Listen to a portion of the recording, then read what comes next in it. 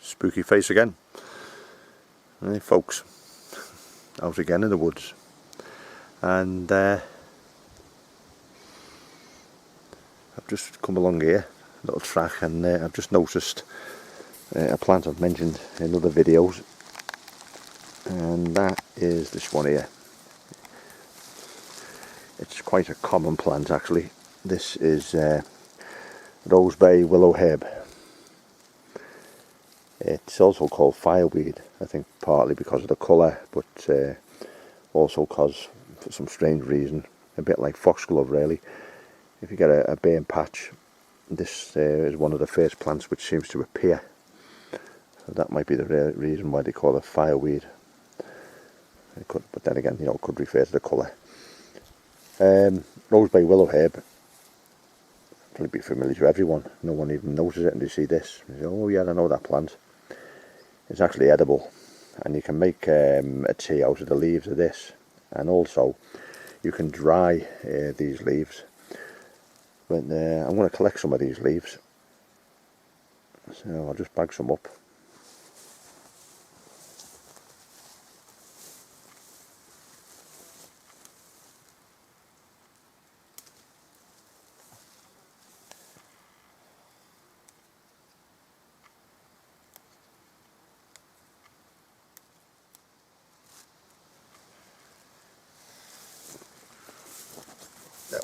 I've got a nice handful of leaves there, should be more than enough, and as usual I'll light up the stove and boil these up.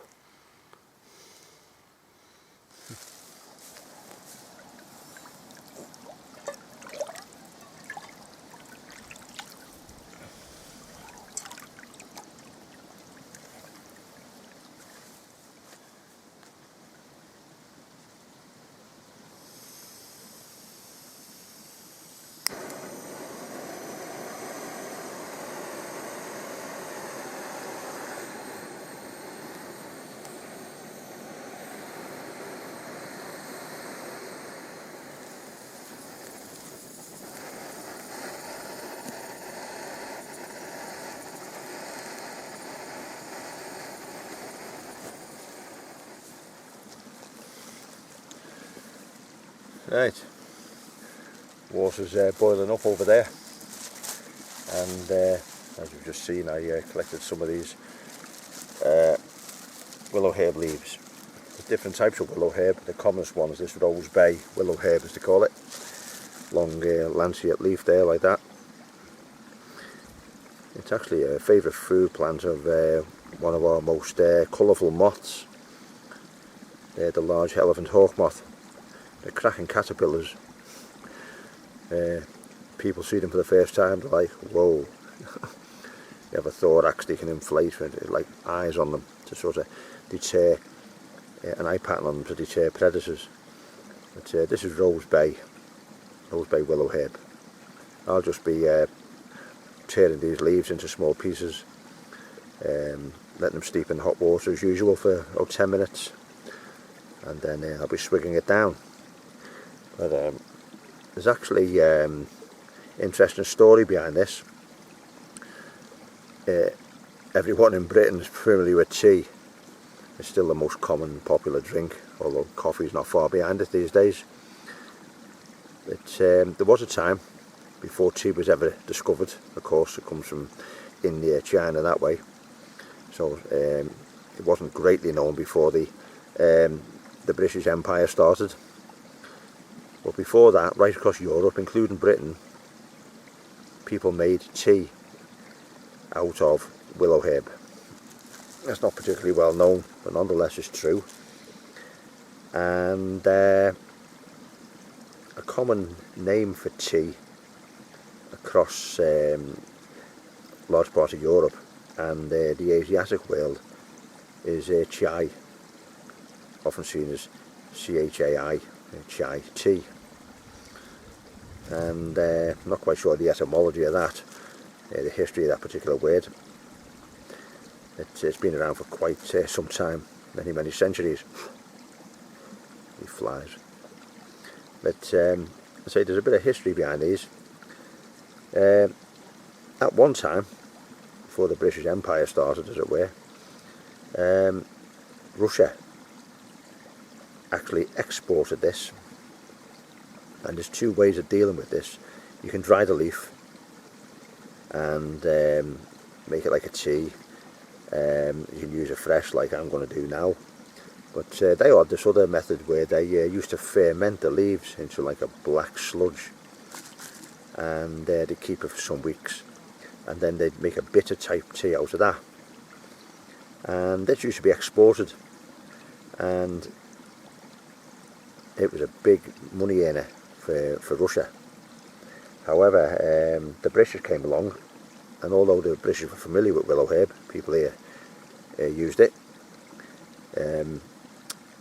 When we sort of expanded out into India and the Far East, into China, the tea plant as we know today, which is a type of camellia, it's all a member of the camellia family, they promoted tea, and because it was the empire, they made it fashionable. Everyone with money wanted tea. It was very expensive to import, of course, but gradually more and more people took it on board, and eventually became so common that ordinary people could afford to buy it, as is the case today. And plantations were planted, and the British Empire, the British government of the day, specifically went out of the way to push tea and outdo Willowherb, so much so that it basically collapsed the Russian export market for this stuff, and I don't think they've ever forgiven us to this day. But for a while, this black goo that they used to export, because Ivan is a Russian name, they call it Ivan Chai, and that's a bit of history about the trade in this stuff in the past. Ivan Chai, but we'll just be boiling water and putting it in this today. I'm not getting involved in all that fancy stuff, fermenting stuff for weeks on end. It's just to make a slightly different taste and more bitter beverage.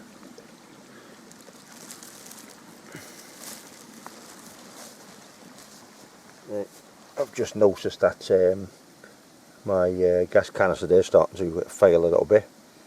I've got a spare, so it hasn't actually brought the water up to a great boil. It's clean water anyway, so it's perfectly good to drink as it is. So I'm going to pull these leaves up and just drop them in.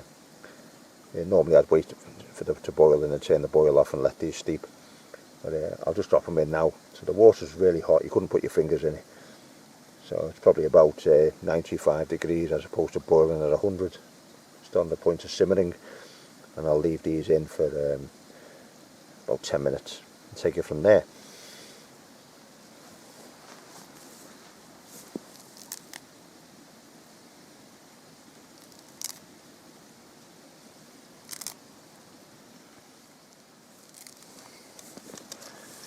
Another plant there you can make a tea out of. Probably better earlier in the year because it's quite a strong stiff leaf now. Beech trees, you can do it with lime trees as well. I've done it before with sycamore. They're beech leaves.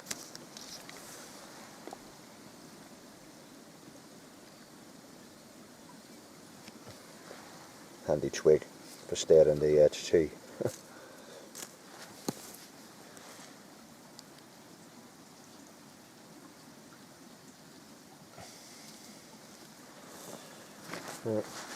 Come on nicely that. I'll turn the gas off now. There's heat coming out of it. It's simmering away, but the gas is dying down now. So I'll just let that steep for another 3 or 4 minutes, and then we're away.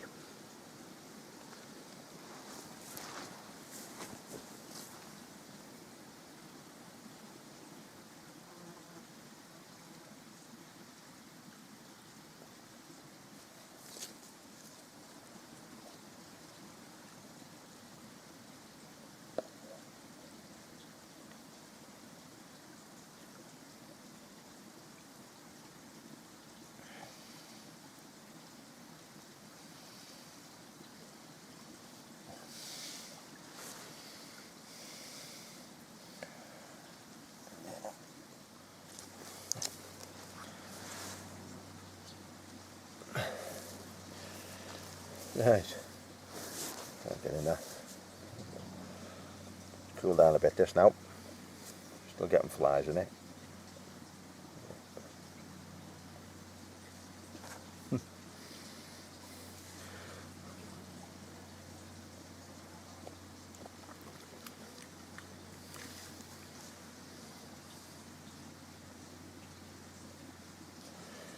Now that has its own very distinct taste. You taste this and drink this, and then you ever drank it again at a later date, as soon as you taste it you'd say that's Willowherb. It's very, very distinctive. Very nice though. I can see why the peasants could get used to it.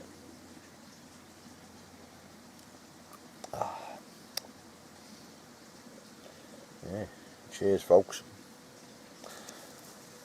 As I was saying, it's got a bit of history behind it, this Willowherb.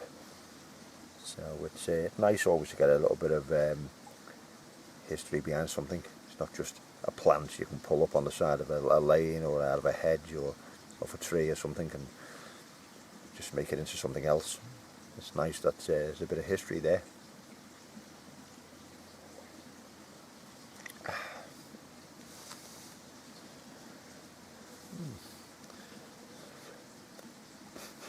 Yep, that's another one I highly recommend.